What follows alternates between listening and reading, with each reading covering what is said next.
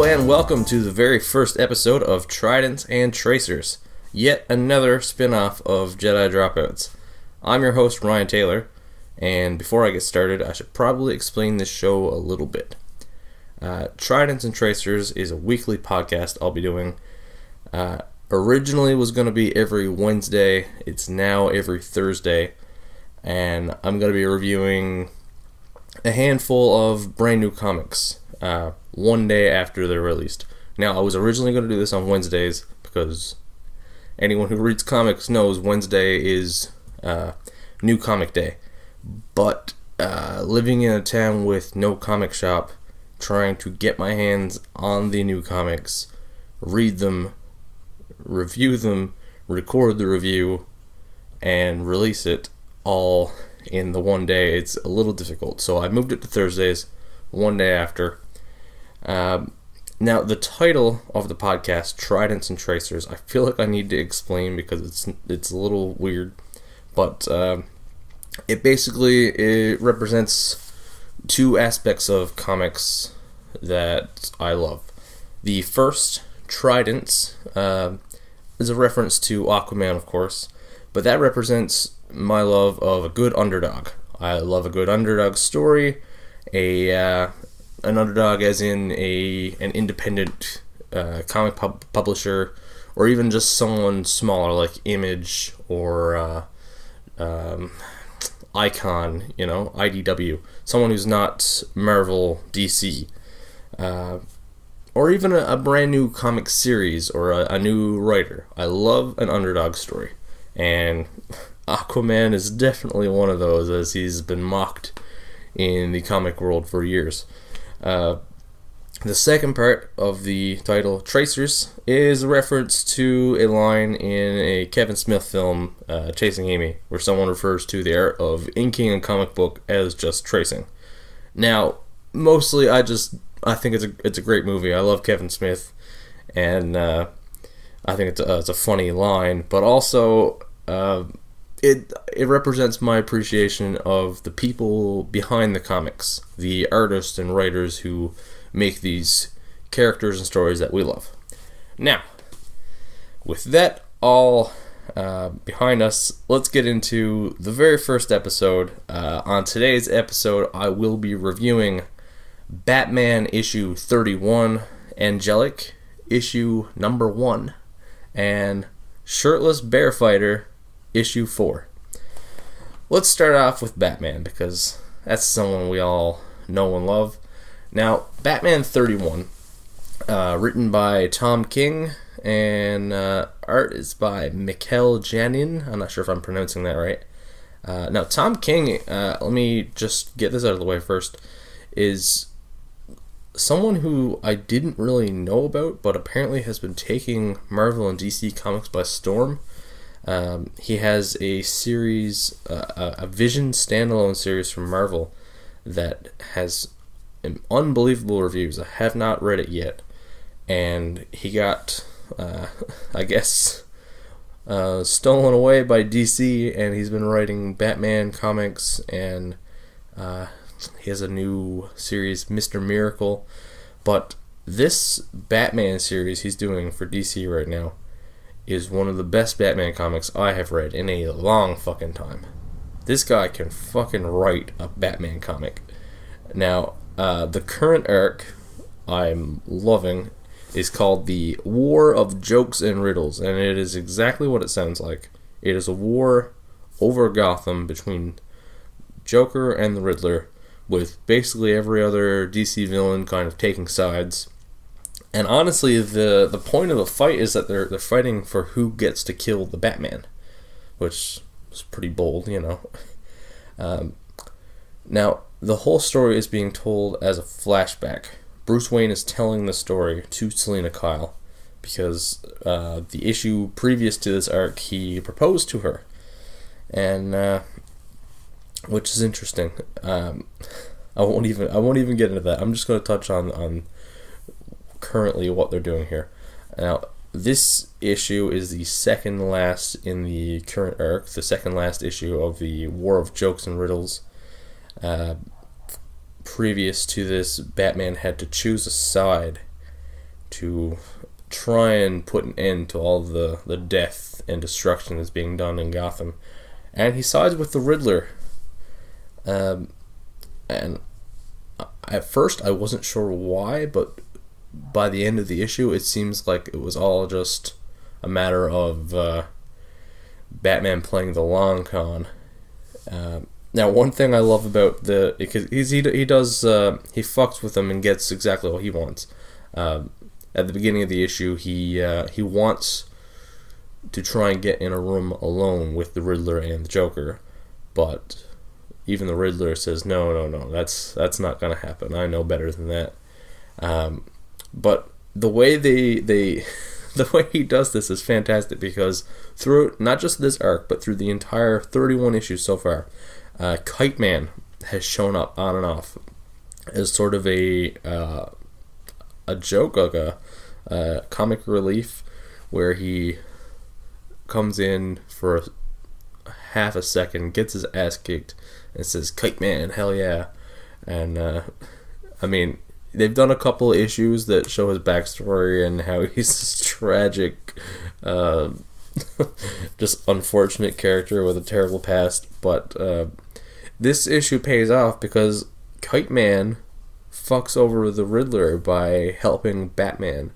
And at first he gets his time to shine because they need a way into the skyscraper that the Joker is near the top of.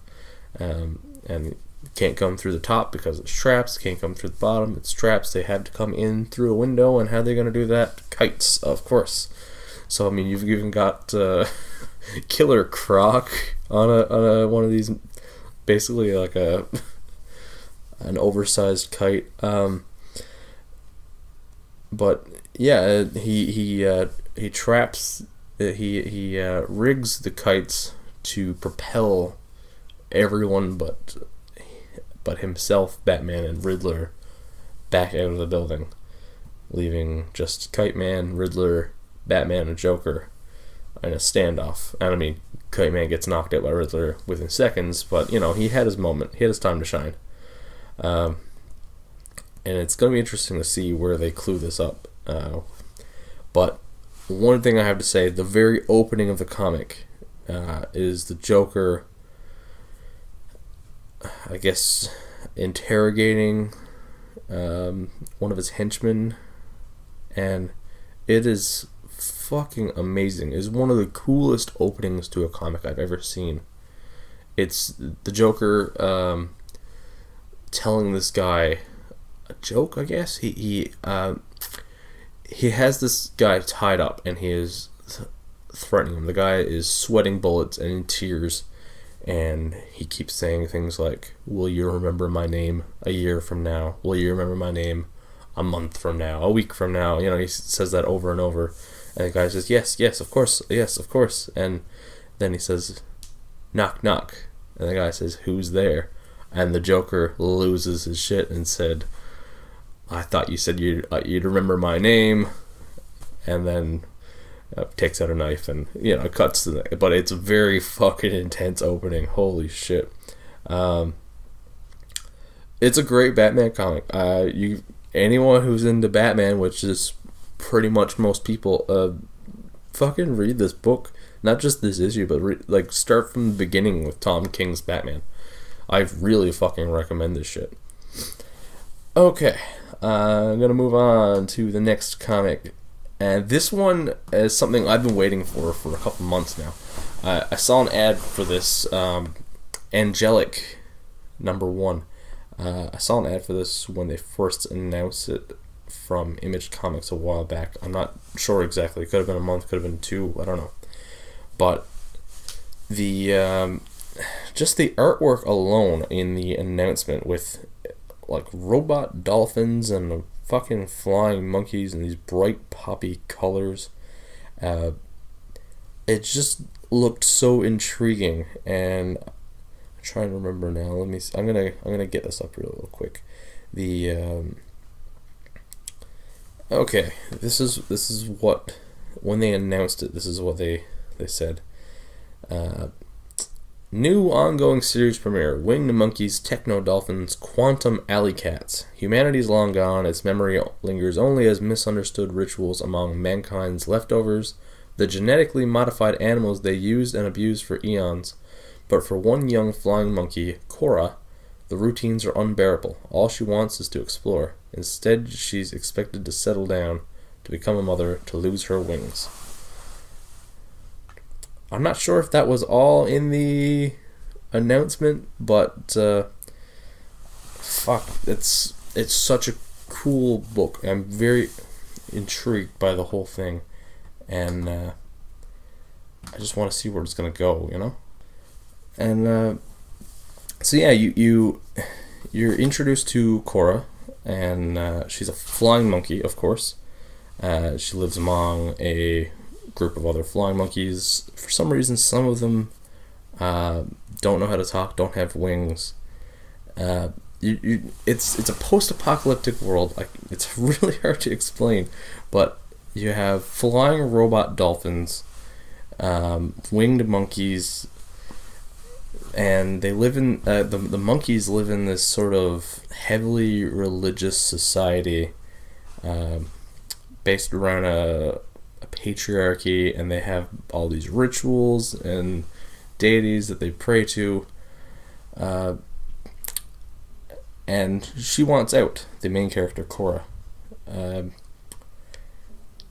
It's funny, it's interesting, it's beautifully drawn, the art is unreal, and there's a lot of little things they do in this that I enjoy, like the language that they use. The monkeys use sort of an English, like the words are recognizable, but it's not really. Like, they don't pray to the lower, they pray to the lower, Lore. And just little things like that. Like, it's like the remnants of what once was English. You know what I mean? And the dolphins are robots, but they speak in this sort of poetic robot thing. Like, at one point, one says, "Speak truly, my fine fellows, are you not perky? Do you not tremble for the chase?" Because they hunt these monkeys. And I don't know if they're being controlled by an outside source or if that's just how they were programmed. Very interesting comic, beautiful comic, and again, one issue in, it's hard to see where it's going, but I can't wait to read more. I had high expectations, and it did not disappoint. Now, I forgot to mention, this was written by Simon Spurrier, with art by Casper Wingard, and they did a fantastic job. Now, the last comic of today, Shirtless Bear Fighter number 4. This is one of my favorite ongoing series. It's written by Jody Lehup, I'm not sure if I'm pronouncing that right at all, and Sebastian Gerner, art by Nil Vendrell, and it is just a fucking blast to read. Like, it's literally what it says. You've got a shirtless guy living in the woods, big fucking beard, he fights bears. That's the premise. Now, of course, there's more to it. It plays out more like a big budget Hollywood blockbuster. You've got bears attacking the cities. They need to. The cops can't handle it themselves. The government can't take care of it. They have to call in the shirtless bear fighter, who goes by Shirtless. That's what they call him as like a first name, which is hilarious. Now, this issue kicks off with Shirtless meeting his Papa Bear. He hasn't seen in a long time. You've got Agent Silva is in prison, and Jackson Lager is the villain, of course. He is continuing his attempted destruction of the forest. Half the comic is sort of those storylines playing out, and then it fucking explodes.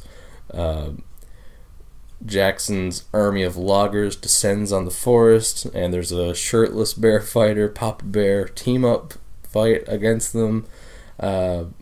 Silva breaks herself and all the bears out of prison, and then they head to the forest, and it just is an all-out war. It's very self-aware, absolutely hilarious.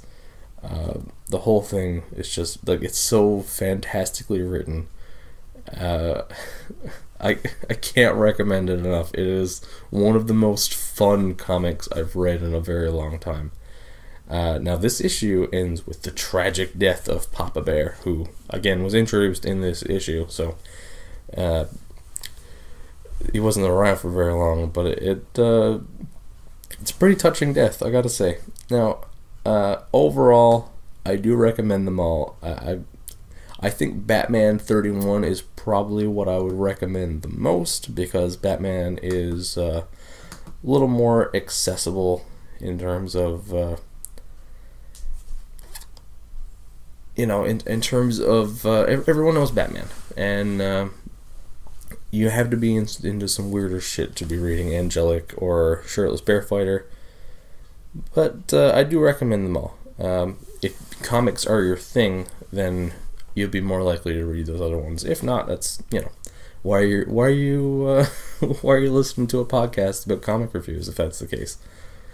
Anyway, this has been the first issue of Tridents and Tracers. I'm looking to be doing this every Thursday, reviewing maybe more than this, at least 3 issues a week. Maybe I'll go to 4 or 5 depending on what's being released that week. A lot of great looking upcoming comics coming here, and I can't wait to do this again. Thanks for listening. If you want to check out this or other issues of our main podcast, Jedi Dropouts, or the other spin-off New Reviews, you can find that at www.jedidropouts.podbean.com, on Podbean, Stitcher, iTunes, or on Google Play. And you can follow us on Facebook, Instagram, or Twitter. Until next time, I don't have a fucking sign-off yet. Later.